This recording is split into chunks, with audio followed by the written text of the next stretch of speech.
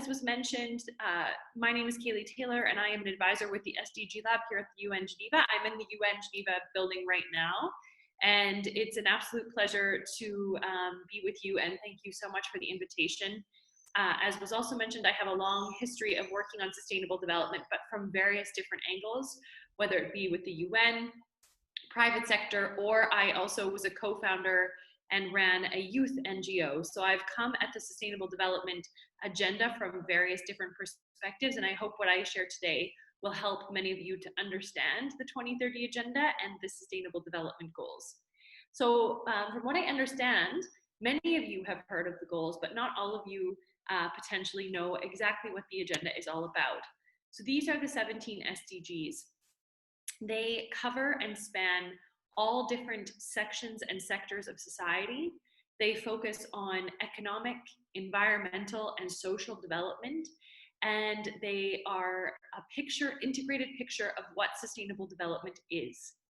The interesting thing about the SDGs and the 2030 agenda is that they were adopted by every single member state of the United Nations. So this is quite rare, as many of you I'm sure are aware. It's very strange for every country on the planet to agree on something. And that's what makes this agenda particularly special, is that it's completely universal, meaning that every country is signed up, as well as all major stakeholder groups in society. And what I mean by that is it's not just the governments, it's also youth, it's non-governmental organizations, it's academic institutions, it's schools, it's companies, whether they're big or small. It's all types of actors who are necessary for delivering this ambitious agenda. As I mentioned, there's 17 goals in the agenda, and underneath those goals are 169 targets. So it's very far-reaching. There's also 230 indicators associated with those targets that really make it measurable as an agenda so we can see how we're making progress. For me, the things that are so crucial is that it's integrated. I used to work very much in energy and climate issues on those domains. And what I found is that I didn't really think about how that affected health or how that affected education. I was mostly focused on climate and energy. But the very incredible thing about the SDGs is that they focus on how all these different dimensions of society connect and interact with each other. The other thing that I think is very important about the agenda is it focuses on a principle called leave no one behind. And what that means specifically is that we focus on those in society who are the most vulnerable, who have the most challenges to overcome, in order to help bring them forward and help them experience sustainable development so that we all can experience the benefits of that. I think the reason this is important is with previous agendas, we just looked at aggregate progress. So generally, how did we do across the globe? And if we moved in the right direction, that was great. But what that meant is some countries, communities, cities actually fell further behind. And it was just a few actors who were growing or changing really quickly that showed progress. So this agenda focuses very much on those who are the most vulnerable so that we don't fall into that trap. It's also a transformative agenda. And what that means is it's meant to change our mindsets and our behavior as a society so that we build systems that are more amenable to sustainability. So what is sustainability anyway? And I wanted to start here because I thought it is important just to go back to the fundamental principle of sustainable development. Sustainable development was a term that was first coined in the late 80s by the Brundtland Commission. And the general premise was to use what we need while leaving enough for future generations.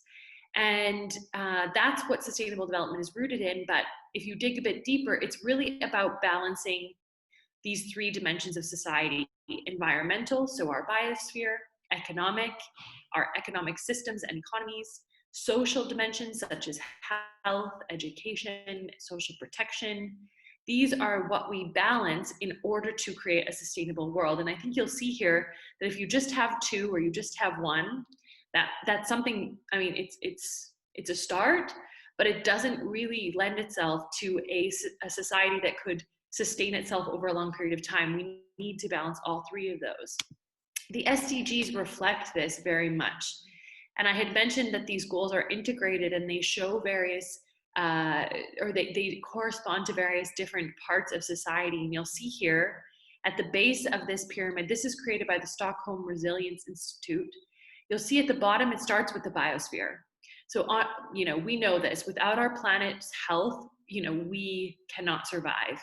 And so we start at the biosphere, those very basic environmental and nature components that are so fundamental to the rest of our survival. Things you'll see, life on land, life below water, so oceans, nature, water, clean water and sanitation, and climate action. Then we move up to society. These are those social dimensions, those social protections. Here we have things like no poverty, how we build our cities and communities, peace, justice, and strong institutions, energy, which fuels so much of our productivity, health, education, gender equality, and of course, hunger, no hunger.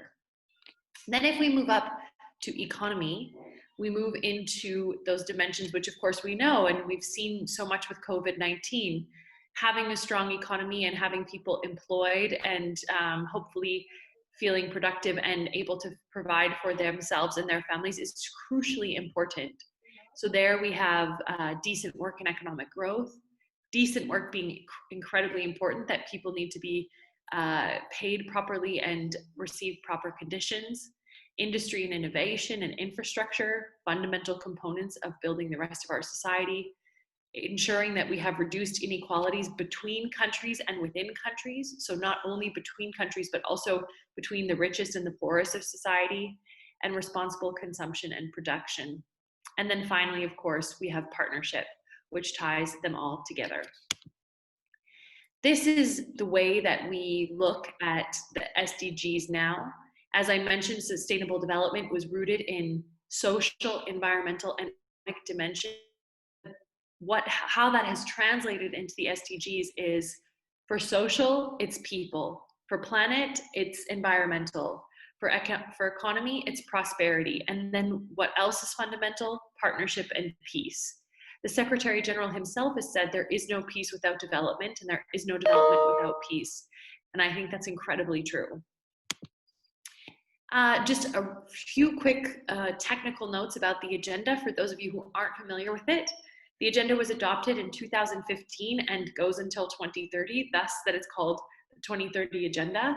And the reason I wanted to point this out is it's not just a set of goals. So while these 17 goals that are behind me look really nice and are beautiful to have behind you or on any type of merchandise or something to keep you remembering what they are, there's so much more to this agenda. And you see the goals in the middle here, the Sustainable Development Goals. They're the results framework, and that's true, and we need that. But they are also part of a vision and principles that were agreed on by all member states. The vision and principles put out dimensions like human rights and leaving no one behind. Those things that are fundamentally important, but couldn't make themselves maybe necessarily into a goal, are outlined in those vision and principles, and that's really crucial. You'll also see that there's a whole piece on implementation. So it's not enough to just put goals out there. We want to do these things by 2030. We need to think about how we'll actually get there. What will it take to implement it? And what we have is sections on global partnership and means of implementation. Means of implementation, that sounds, that's UN speak. What that really means is things like finance and trade and partnerships and capacity building and technology and things that actually enable us to achieve those goals. And finally, there's what's called follow-up and review mechanism to make sure that we hold our countries and our governments accountable for what they said that they would do, and also to hold ourselves accountable for for contributing to the agenda. So every single year, the Sustainable Development Goals are reviewed at what's called the High Level Political Forum, which, funnily enough, kicks off today just after this call in the UN in New York. Well, this year it's digital, but normally in New York. And this part enables us to hold each other accountable.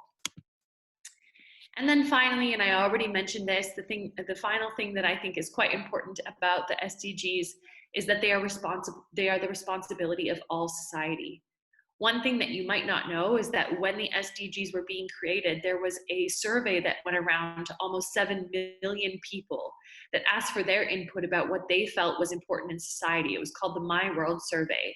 And therefore, it's rooted in the needs of people, of the needs of governments, and all aspects of society.